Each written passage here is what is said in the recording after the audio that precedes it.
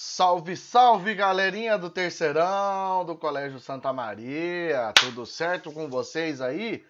Vamos falar de mais um assunto de história, vamos falar aí sobre civilização grega 2. Deixa eu voltar ali naquela aula para não ter nenhuma dúvida, para vocês ficarem cientes em relação ao que está acontecendo aí. E a gente já finaliza, mata a apostila 2, pelo menos na parte A, e ó, e vamos embora, beleza? Vamos para frente aí, certo?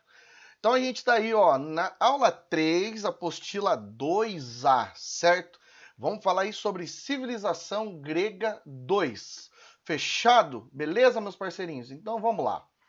Quando a gente fala aí, nessa aula nós vamos falar sobre as guerras, os conflitos em que os gregos acabaram se relacionando. Então, em primeiro lugar, nós temos aí as guerras médicas. Por que são chamadas de guerras médicas? Porque esse aí foi um conflito em que os gregos acabaram enfrentando os persas. Tá, mas por que o nome guerras médicas? Porque, basicamente, os persas, em sua maioria, são formados por um povo conhecido como povos medos. E os gregos chamavam os persas, então, de povos medos. Por isso o nome guerras médicas. Certo? Tranquilo? Nesse conflito, nós temos, então, o expansionismo, tanto grego quanto persa, aí na Ásia Menor, se chocando. E aí, é claro, diante desse expansionismo, claro que quem vai começar atacando serão os persas. Os gregos tiveram uma posição de defesa. Claro que os gregos não são santinhos nisso tudo, mas o seu processo de ocupação, para a dominação do território esteve aí diretamente relacionado à atividade comercial. Só que quando foi solicitada aí uma intervenção bélica, os gregos tiveram que atuar e assim acabaram fazendo, certo? Porque são guerras médicas, porque tem dois conflitos. O primeiro deles, a Primeira Guerra Médica, acaba acontecendo com quem? Dario I, rei persa, lá em 492 a.C., resolveu chegar com o seu exército, com o exército persa, ali na região leste da Grécia, na parte continental, na planície de Maratona. Só que é claro que ele não contava, acreditava que seria aí uma vitória certa, nesse conflito. E aí, é claro, houve uma básica aliança militar entre os atenienses e também, é claro, as outras cidades-estados, principalmente com a participação de quem? De Esparta. E Esparta acaba oferecendo, então, os seus hoplitas, os seus soldados, famoso exército espartano. Agora, nesse momento, estou falando do exército espartano. Com certeza, automaticamente você deve estar lembrando de quem? Do rei Leônidas, né? Está lembrando do rei Leônidas, com certeza. Calma que a gente já vai chegar lá no rei Leônidas, certo? Aqui, ó, no caso da Primeira Guerra Médica.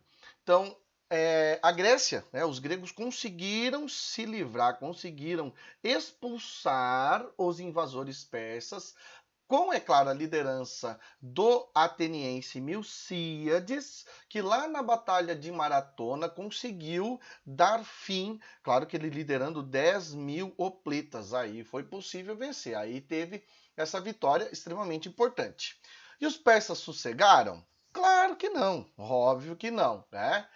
Logo, 12 anos depois desse conflito, em 480, acontece a Segunda Guerra Médica.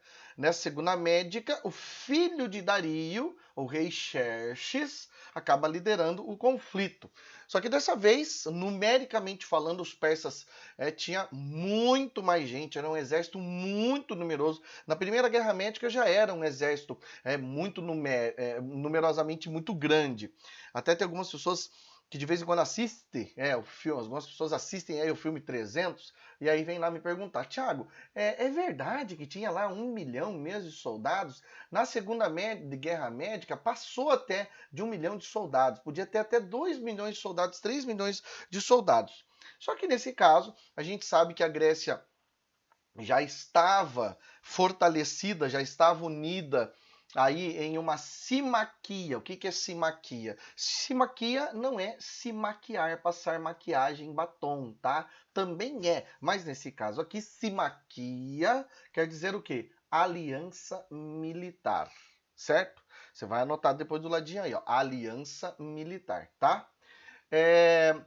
Você vai entender então que, juntamente com os espartanos, existia mais uma enorme quantidade de gregos também já envolvidos nesse conflito. Até dessa guerra é a famosa Batalha das Termópilas, a batalha em que o general, não, o rei espartano Leônidas acaba liderando 300 soldados aí da tropa de elite do exército espartano, indo até o desfiladeiro das Termópilas, que era um ponto de passagem para a entrada dos persas em Esparta.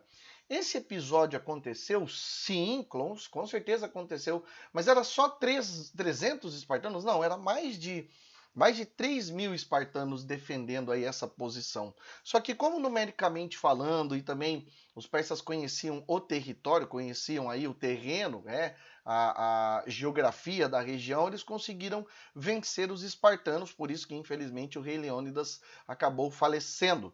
Agora você deve estar lembrando de quem quando fala nessa guerra? Você com certeza está lembrando de quem? Você está lembrando do Thiago Ventura, né? Um abraço aí, ó, Thiago Ventura, que memoravelmente fez aí um stand-up, né?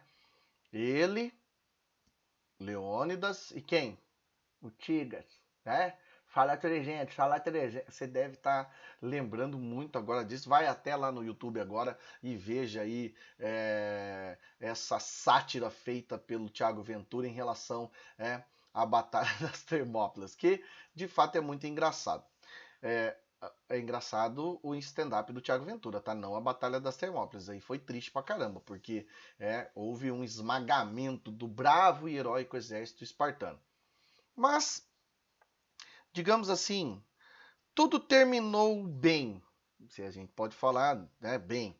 Tudo terminou aproximadamente bem entre os espartanos e o resto da Grécia, principalmente porque quando os persas chegaram então em Atenas, acabaram sendo derrotados na Batalha de Salamina, a famosa Batalha Naval de Salamina, liderada de novo por um ateniense, o Temístocles.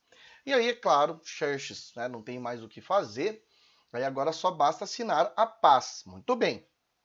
Aí então é feito lá a Paz de Cálias ou Tratado de Susa em 448 a.C., que deu um fim à guerra e definitivamente os persas entenderam que a Grécia era um território hegemônico, que eles não iam invadir nenhum território, nenhuma ilhazinha grega sequer, eles iam tratar de invadir ou tentar dominar ou alguma coisa assim parecida com isso nesse sentido. Beleza? Mas tem uma consequência direta das guerras médicas, ou melhor, da Segunda Guerra Médica, logo na sequência, que é a Guerra do Peloponeso. O que foi a Guerra do Peloponeso? Então, Atenas propôs uma aliança contínua entre os países, ou melhor, as cidades-estados, para tentar manter, vai que tem outro inimigo que tente invadir aí, vai que, por exemplo, sei lá, os romanos tentam invadir a Grécia, não sei, né? Pode ser, podia acontecer de tudo. Então vamos formar uma aliança, sim. A proposta ateniense era que cada cidade-estado oferecesse anualmente uma certa quantidade de dinheiro e também de pessoas para compor então a famosa Liga ou Confederação de Delos. Só que quem acabou se beneficiando com isso foi Atenas.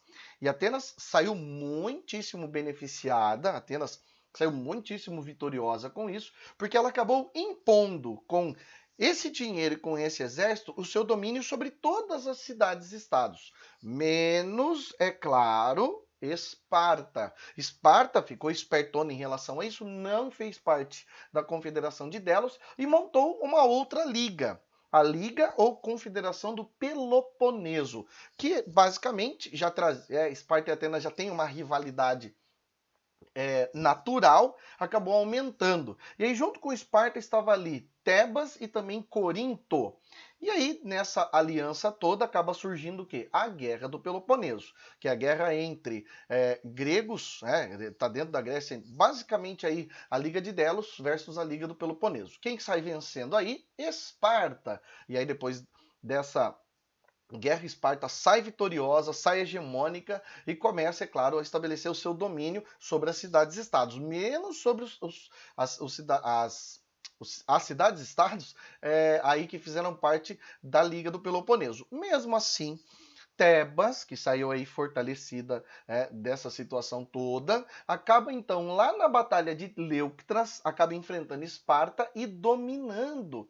E aí, quando menos Tebas esperava, quando estava começando a se organizar, aí passados 9 anos depois, Atenas conseguiu se recuperar e vai para cima de Tebas para dominar e obter aí, dominar Tebas e obter a hegemonia ateniense novamente aí na região, na Batalha de Mantineia. Mas aí, como todo mundo estava enfraquecido, porque foram muitos anos de guerra, né? Se a gente parar para pensar, foram 100 anos de conflito, desde a Segunda Guerra Médica até agora, mais ainda, né?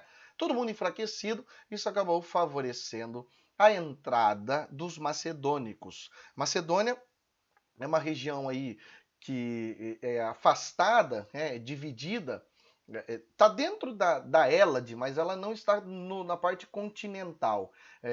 Ou melhor, ela está um pouquinho mais afastada, está um pouquinho mais a norte. Não, ela está na parte continental, sim, cala a boca, Tiago, está na parte continental. Só que ela está aí livre dessa dominação. E aí Macedônia vai para cima e o rei Felipe II vai e domina na Batalha de Queroneia, e depois, é claro, que ele estabelece esse domínio, vem o seu filho Alexandre Magno, que com 20 anos de idade assume como rei, pacifica aí alguns conflitos dentro dessa região toda, e aí depois parte para a sua dominação e conquista da Ásia, certo? Galera, show de bola, gostei. Esse assunto aqui é muito interessante, esse aqui é um assunto que sempre cai aí em prova, sempre é muito solicitado, beleza? Show de bola? Vai lá, ó, tira aquela fotinha, põe no Instagram, me marca lá, espalha pra galera. Fechou? Valeu? Aquele abraço.